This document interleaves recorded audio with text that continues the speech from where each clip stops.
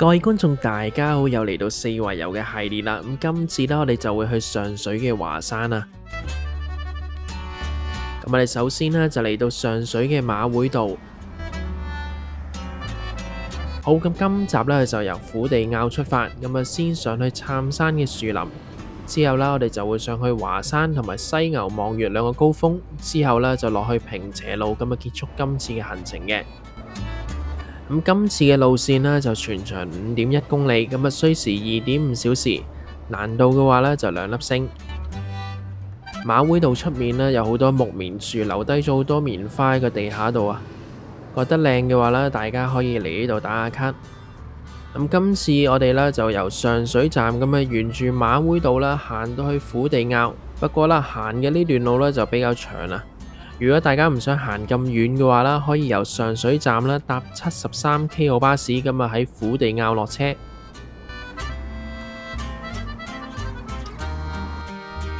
之後啦，我哋就經過一條橋，隔離啦有條大水管，通過呢條梧桐河啊。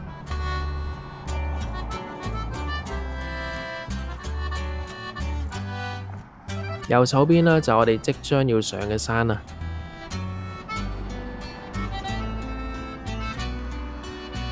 嚟到虎地坳嘅位置啊，一嚟到呢，就見到一隻狗，隻狗咁心急喺度揾啲咩呢？原來去揾個地方想屙尿啊！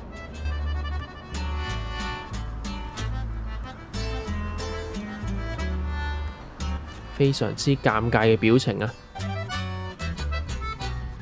行到嚟呢個位置，右手邊呢有個斜路，就係上山嘅入口啦。之後呢，我哋就會由虎地坳啦行到去華山軍路嘅入口，先經過一啲嘅貨倉，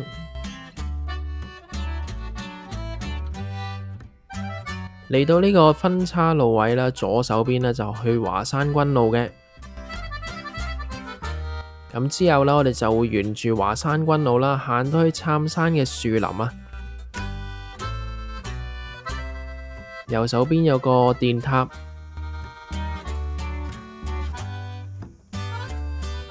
因為附近冇乜樓啊，所以好快已經遠望到上水同埋粉嶺景色。今次行嘅呢條路呢，沿途都係一啲嘅石屎路，中途呢，有啲分岔路口可以上去唔同嘅高位，不過啦難度都唔算好高嘅啫。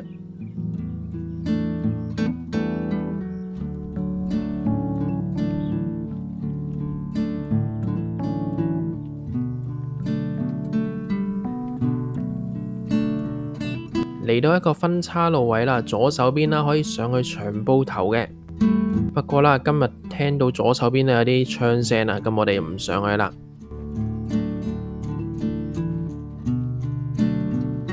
行高少少啦，左手邊呢就可以望到深圳嗰邊嘅景色。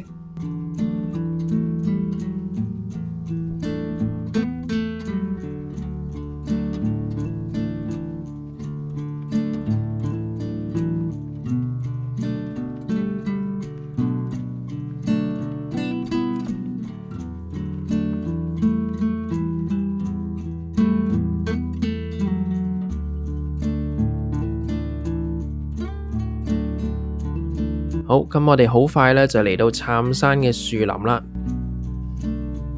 呢個樹林呢，就係成個華山軍路啦，唯一一個有樹蔭嘅地方。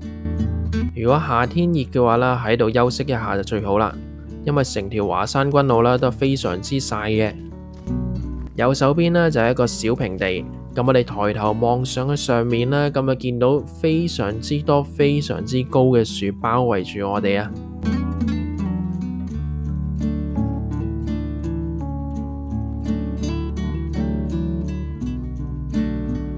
逗留咗一陣之後呢，有一隻狗，隻狗衝向我嗰度啊！不過啦，原來係揾佢嘅同伴啊！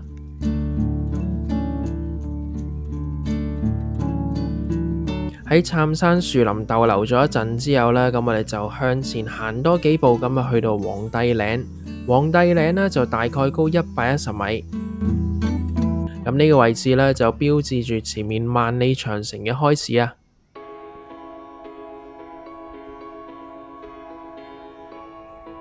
右手邊呢，繼續遠望到上水嗰邊嘅景色，而我哋嘅前方呢，就係被稱為港版萬里長城嘅華山軍路啦。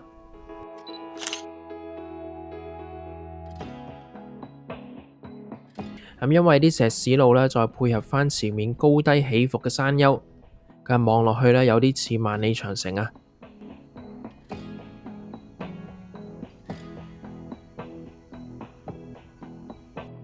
接下落嚟嘅路段啦，除咗一啲暴曬之外呢，都係非常之輕鬆嘅，因為呢都係一啲石屎路。之後呢，我哋就會由皇帝嶺啦上到去華山啊。不過啦，上去華山嘅嗰段路呢，都係要經過好多嘅高高低低嘅起伏。回望返後面，我哋啱啱去過嘅杉山樹林。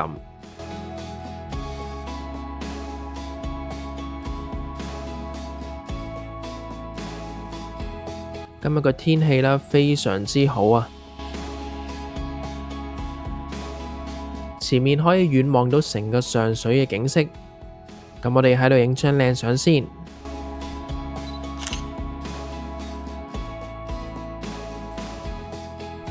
影完靚相之後呢，咁我哋又開始落一小段。不過啦，見到右前方呢，有一個不知名嘅小山丘，有條路可以上去。咁我哋上去個小山丘探究一下先。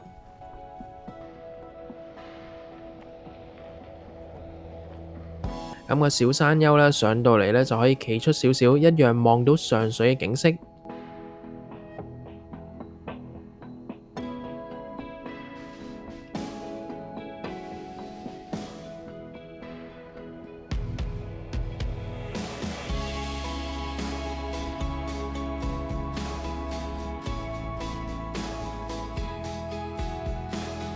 而我哋望下左手邊嘅高位呢，就係我哋一陣要上去嘅華山啦。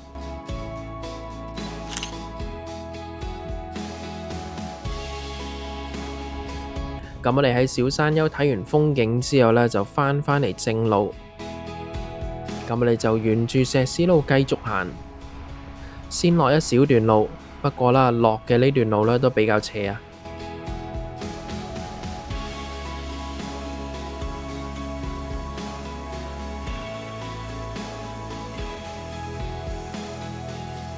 見到有架廢棄咗嘅汽車喺度。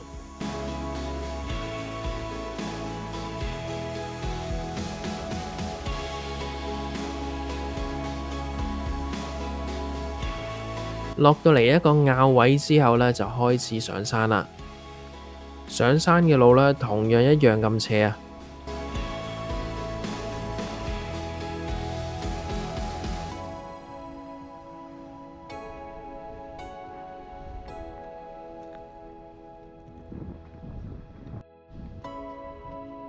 兩邊開始見到有好多芒草喺度啊。前面呢，就係我哋一陣要上去嘅華山。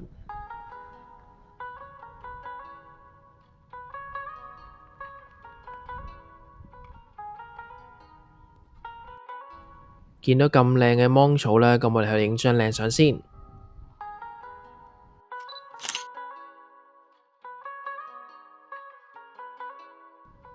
咁以前嘅芒草呢，就非常之高嘅，咁而家嘅芒草呢，生得冇咁高啦，反而望落去更靚啊！咁如果喺冬天嚟嘅話呢，一定見到一個非常之靚嘅芒草景色啊！咁睇完芒草之後呢，咁我哋繼續上山啦。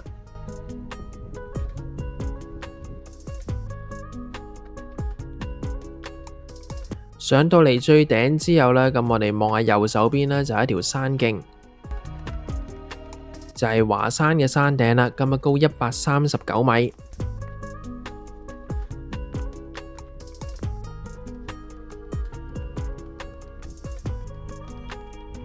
回望返我哋啱啱去過嘅山脊啦，遠處啦好多高樓大廈啦，就係深圳。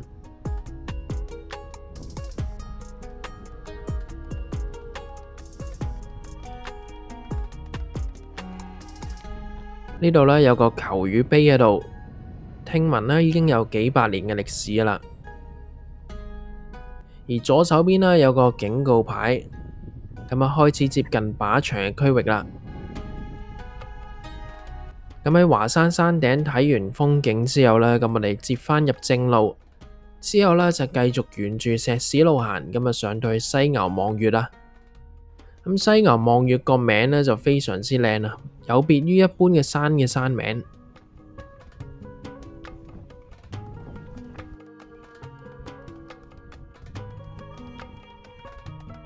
望下右手邊呢，就係新圍大嶺靶場啦。係咪記住星期日同埋公眾假期先要嚟呢條路啊？因為咧平日咧好多時候咧都會聽到一啲槍聲嘅。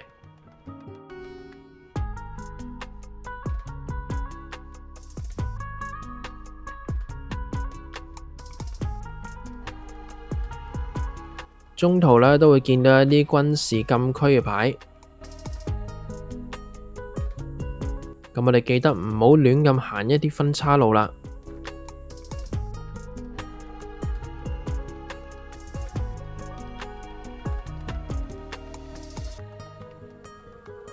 咁好有趣地啦，見到一啲唔知係軍人啦，定係一啲附近居民維護嘅一啲設施啊。咁有啲凳啦，有啲耕種嘅設施喺度。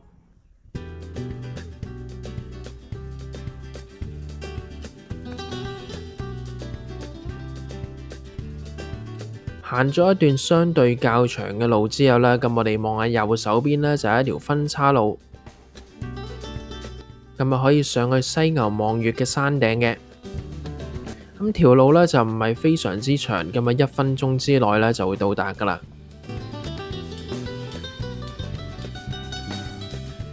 上到嚟犀牛望月嘅山頂，咁啊高164米，係今日嘅行程呢嘅最高位，亦都係有標高柱嘅地方。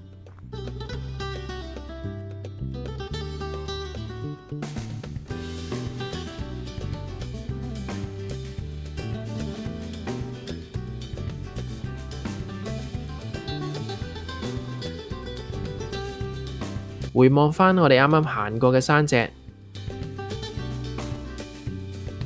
另外一邊呢，就可以望到皇后山村。咁喺犀牛望月嘅山頂啦，睇完風景之後呢，就沿路返出去正路。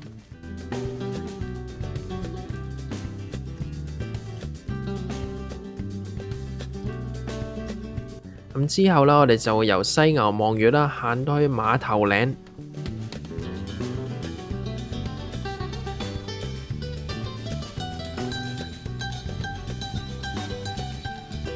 繼續沿住一啲非常之靚嘅路行。咁呢段路呢，亦都非常之適合一啲人嚟練跑啊！嚟到馬頭嶺嘅山頂，咁啊高135米。咁呢個位置啦，又冇乜風景。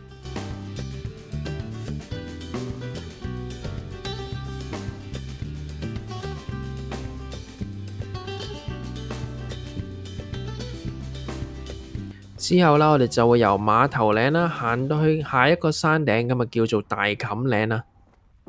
咁中途呢，就係一個分岔路位，咁啊可以轉出去呢，見到一個非常之巨型嘅軍徽啊！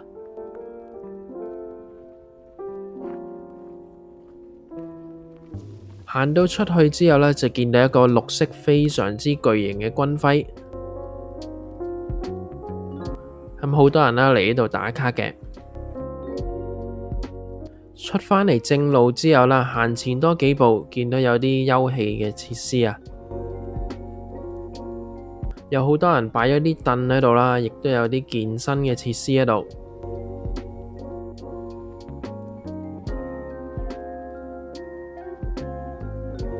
再行前多幾步之後呢，就嚟到大冚嶺啦，高133米。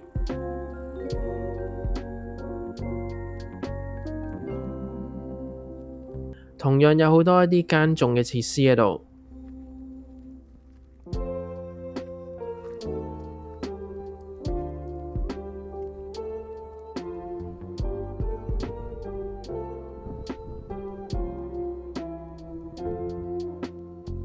之後啦，我哋就會開始落山啦。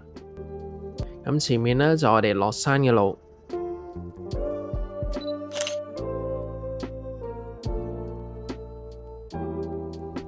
之後呢，我哋就會由大崁嶺啦落山，落到去坪輋嘅工業區嘅。落山嘅呢段路呢，都係非常之長啊，一樣要經過好多高高低低嘅山丘。不過啦，勝在兩旁都可以望到一個非常之開揚嘅景色啊！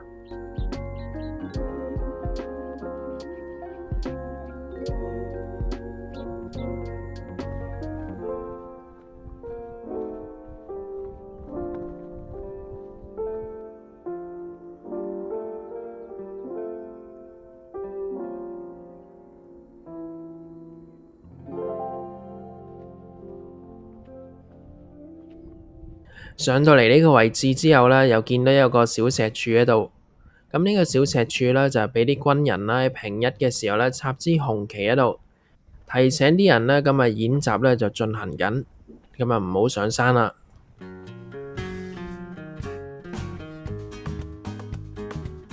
呢度見到右手邊呢，有個捷徑可以落去嘅，不過啦，聽到附近呢都有好多狗吠聲啦，咁啊唔好亂咁闖入咗一啲嘅小路啦。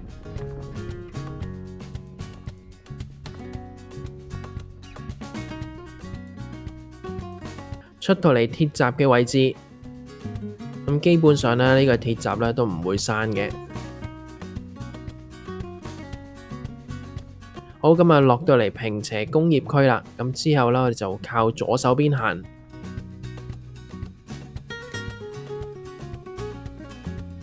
沿住小路行啦，咁啊出到去坪輋路之後呢，就去到香港浸會園嘅巴士站，咁啊搭巴士離開嘅。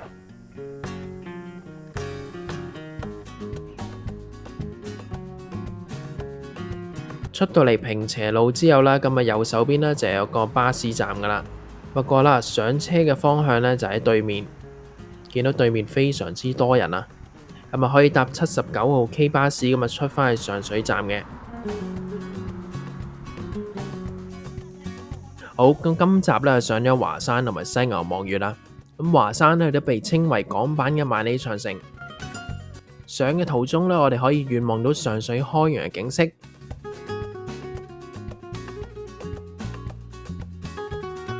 之後呢，仲見到非常之多、非常之靚嘅芒草。然後呢，就上到去華山嘅山頂啦，回望返我哋啱啱行過嘅山路啦，同埋深圳嘅景色。之後呢，就上到去西牛望月，可以遠望到皇后山村。最後呢，就落山，落到去坪輋路，咁啊結束今次嘅行程嘅。鍾意呢個四圍遊系列嘅話，記得撳返 like 同埋訂閱我嘅頻道，最緊要分享埋俾你嘅朋友。咁我哋下次再見，拜拜。